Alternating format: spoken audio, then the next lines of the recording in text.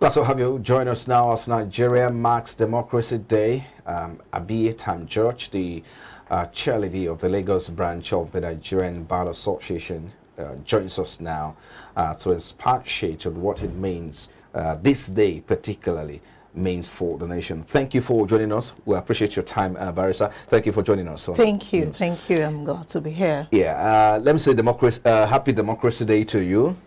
Thank you, and happy Democracy Day. All right. At least we're remembering the day. Exactly. Not celebrating it. Exactly. Well, I mean, for some people, it's worth celebrating, given the journey so far, the struggle for democracy. After 30 years, we're seeing that democracy still be sustained after 24 years. I mean, remember the return of civil rule came in 1999. Until now, there has been no interruption, military interruption whatsoever. So some people say it's something to celebrate. So how do you address this? I beg to differ completely because, I mean, in our different organizations, if nothing it seems to be done, if there is no progress of something, then there is nothing at all. Right. And so democracy as a word has not found its place at all in our activities and the way that we do stuff. The meaning of democracy for a very long time has not been reflected in every aspect of our lives, of our activities, of our conduct, of our relationships. So, I mean, it's high time we started to question the true essence of democracy and to be truthful, because until we're able to be truthful to ourselves, we can move a step further. That's the way that I see it. But can we say there are lessons to be learned? If 30 years ago, Nigerians went to the poll, even though there was a truncation of that process. But can we say, what lessons do you think we can learn from that process up until now? This is 2023, looking back 30 years ago. Yeah, I think this is very interesting. This day is marked rightly because it has to define and perhaps make us aware the importance of the annulment of June 12. For us, for me particularly, it's breathtaking to understand that the only freest, truest, credible, free, fair election that ever happened up until this moment, it's that particular election. And one track back, something that we can learn is actually the pronouncement of June 12 as Democracy Day. So to that extent, yes, we've been able to commit to ourselves that there is need to truly identify, celebrate Democracy Day. But aside from that, like I said earlier, there is no stock taking. There is no evaluation. There is no assessment of how far we've been able to marry words to actions, of how far we've been able to recognize the tenets of democracy. So for me, in my school of thought is, please take a back seat. Sit back, reappraise the situation. Let's understand what democracy is all about. Let's put up an agenda, all right? I mean, for every organization, you've got sessions where you need to brainstorm. You've got sessions where you need to do appraisal and evaluation of what has been done. Are we on the right track? Is there a vision and all of that? I think that is high time we started doing that as a government, as a people, collectively as well, as citizens as well. We need to ask those sober questions. Do this country called Nigeria have a vision? This democracy that we kept talking about, are we in line in any way at all? If we're not in line, let us say it. And let us sit on the table, outline the essence and tenets of democracy, put timelines on how we can effectively implement those tenets. And that's when, for me, we can say that there is a foreseeable outcome of democracy evaluation, assessment, and the next steps. But until we do that, it's difficult for me. Okay, so how do you think we can begin this process of conversation? I mean, we've had past government try to, if you remember, during the confab conference, national conference, Yeah. we saw when President Jonathan, convey a meeting in I think it was in 2014 at that time. Yeah. But we've not been able to do anything with that document.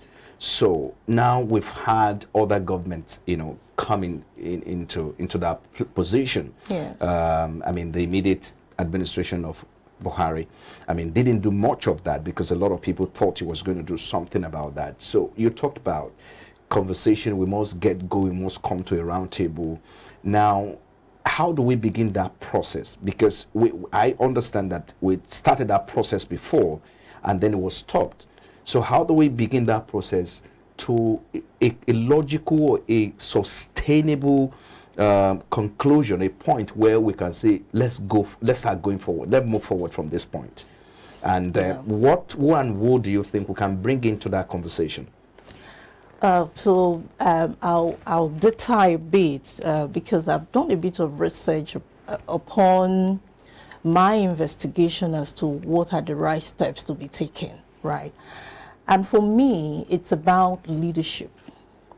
The last election actually exonerates some of the misconceptions as to Nigerians are not ready, the educated ones will not be out there to cast their votes, all of that has been overtaken because the last election, almost everyone was prepared. People stepped out, but the system, the institution, leadership failed them all, right? And so even this conversation, for it to be meaningful, whether it's confab, any other setting that it will take, for it to be meaningful, we need to find out the root cause of all of this. And for me, the root cause of all of this, it's about leadership.